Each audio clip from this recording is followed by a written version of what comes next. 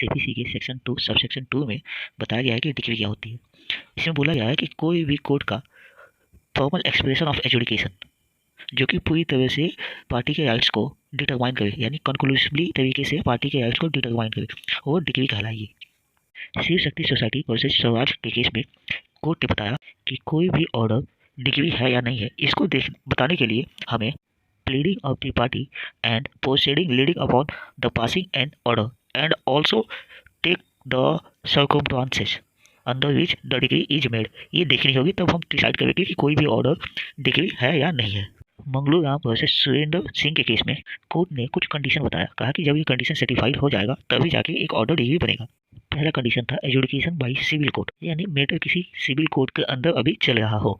और दूसरा कंडीशन जो था वो था इन अ सूट, यानी कि जो एजुडिकेशन चल रहा हो किसी सूट के थ्रू शुरू हुआ हो।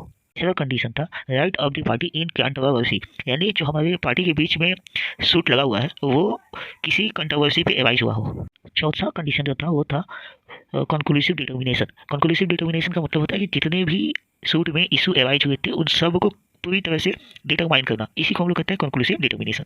शंकर वर्सेस चंद्रकांत के केस में कोर्ट ने कहा कि कोई भी डिक्री फाइनल तब मानी जाएगी जब उसका अपील का टाइम एक्सपायर हो गया हो और हायर कोर्ट में अपील ना की गई हो, और दूसरी बात जब पूरी तरह से सूट को डिस्पोज कर दिया गया तब जाके एक ऑर्डर को हम डिक्री मानेंगे, फाइनल डिटर्मिनेशन तभी मानेंगे। और पांचवा कंडीशन जो बताया गया था वो था फॉर्मल एक्सप्रेशन ऑफ एजुडिकेशन, मतलब कि जो हमारी एजुडिकेशन हुई है वो फॉर्मल तरीके से हुई है, यानी दोनों पार्टी को सुना गया है, दोनों के एविडेंसेज कंसीडर किए गए हैं, उसके बाद जाके फाइनल डिसीजन पे कोर्ट पहुंचा।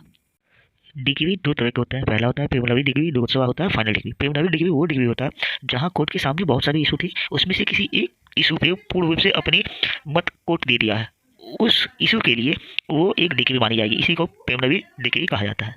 और जब केस में जितने इशू थे सब पे कोर्ट अपना ऑर्डर दे देता है, सबको पूर्ण रूप से डिटरमाइन कर देता है, तब जाके एक डिग्री फाइनल डिग्री बनती है।